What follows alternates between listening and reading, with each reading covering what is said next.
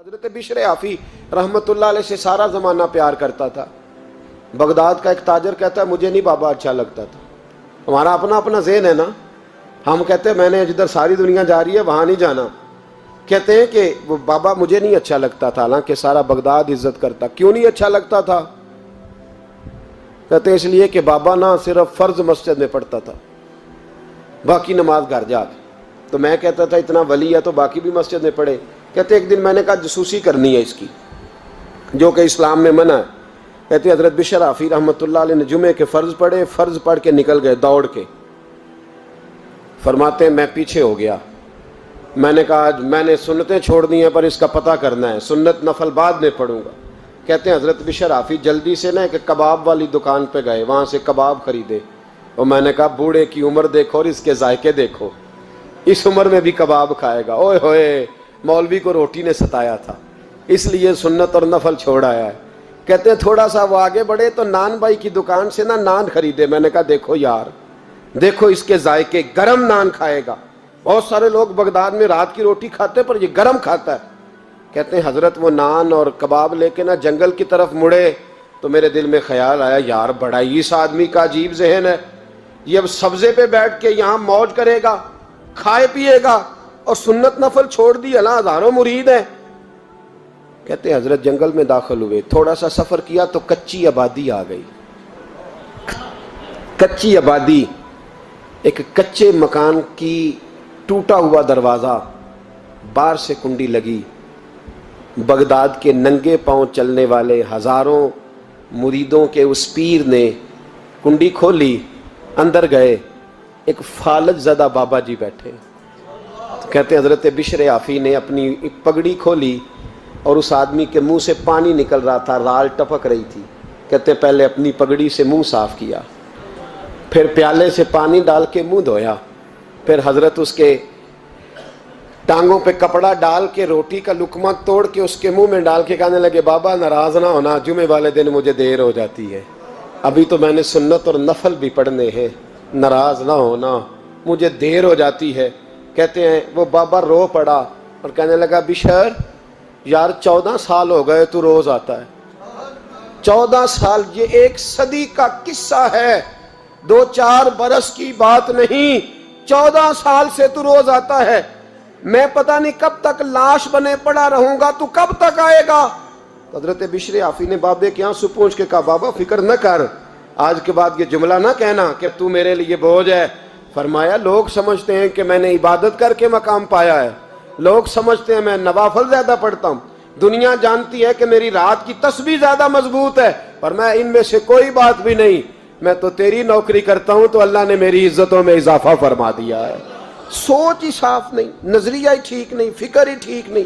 اسلام نظریے کا مذہب ہے، سوچ کا۔ مسند امام احمد بن حنبل کی حدیث سنی، حضرت انس بن مالک فرماتے ہیں جب انسان نے روزہ رکھا ہوتا ہے نا تو روح ویسے ہی پاک ہوتی ہے اس کی۔ میں نے یہ سوچا کہ کچھ باتیں ایسی کی جائیں جس سے تھوڑی سی سوچیں بھی تبدیل ہوں، کچھ سوچوں کا وضو، سوچوں کا غسل، افکار و نظریات کی بھی بات ہو۔ ہم سمجھتے ہیں کہ شاید کثرت عبادت اصل ہے۔ اقبال کہتے ہیں یہ ذکر نیم شبی، یہ مراقبے، یہ سرور، تیری خودی کے اگر نگہباں نہیں تو پھر کچھ بھی نہیں ہے، تیری خودی کے اگر، اور پھر عام چیز نہیں کہا یہ ذکر نیم شبی، سویرے شہری کا ذکر، یہ مراقبہ، یہ جو تو گھنٹوں اللہ کی یاد میں بیٹھا رہتا ہے، یہ سرور، کہتے ہیں بے کیف عبادت نہیں، سرور والی، یہ ذکر نیم شبی، یہ مراقبے، یہ سرور، تیری خودی کے اگر نگہباں نہیں، اگر تیرے نظریے کو نہیں بدل سکے، تیری سوچ نہیں بدل سکے، تیرا ایمان مضبوط نہیں کر سکے، تیری خودی کے اگر نگہباں نہیں تو پھر کچھ بھی نہیں۔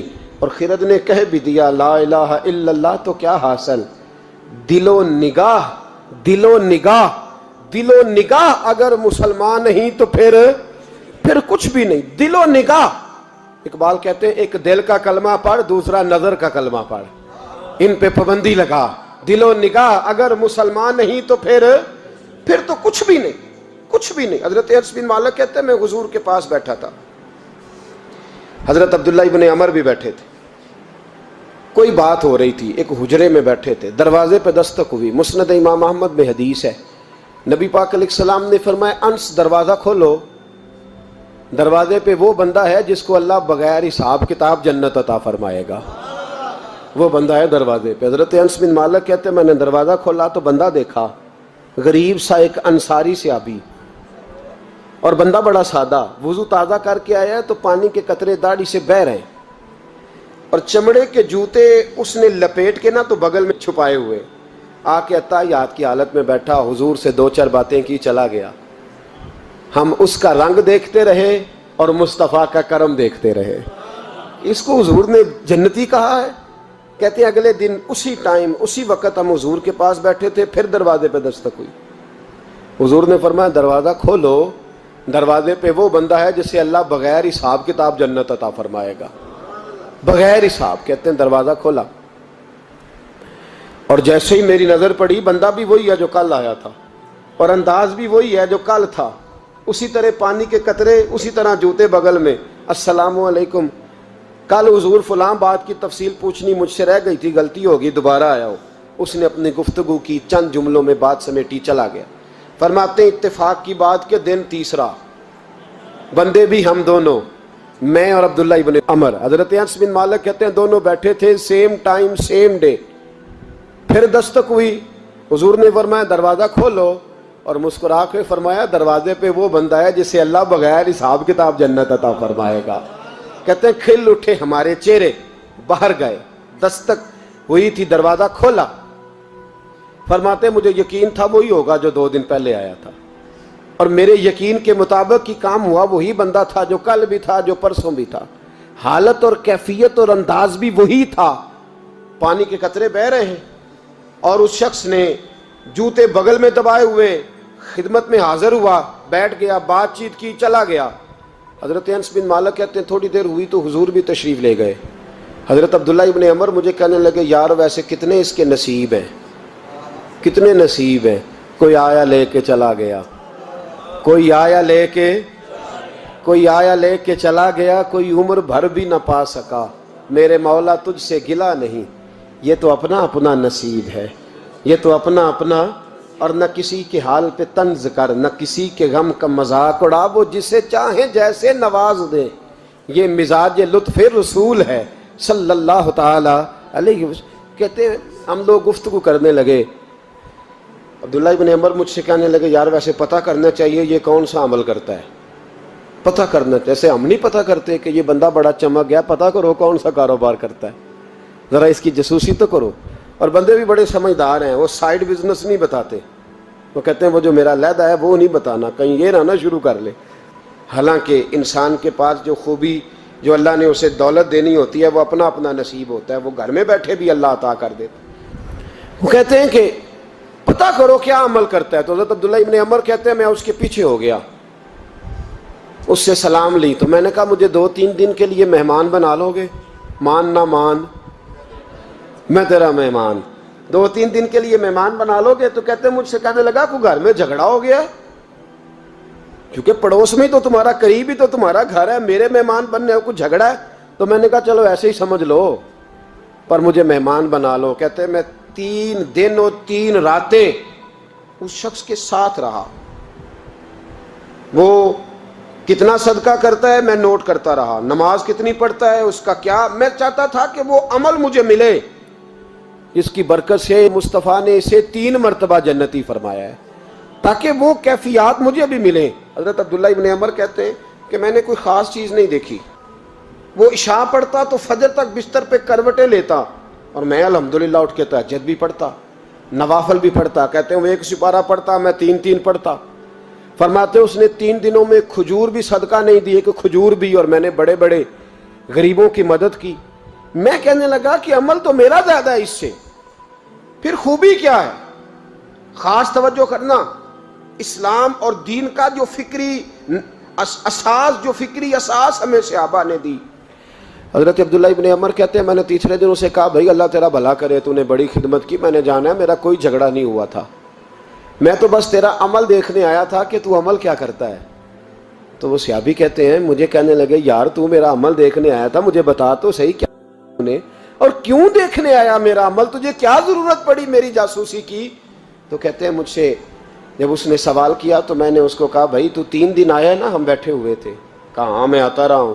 کہا 3 دن نبی پاک نے فرمایا اللہ تجھے بغیر حساب کتاب جنت عطا فرمائے گا۔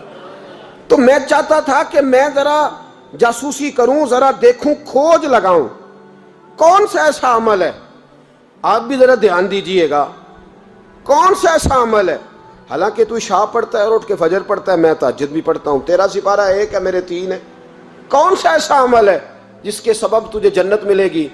کہتے ہیں وہ صحابی کہنے لگے یار کوئی ایسا عمل نہیں، کوئی شے نہیں، میں اس قابل ہی نہیں، من نانم کے من دانم، جو میں ہوں مجھے پتا ہے۔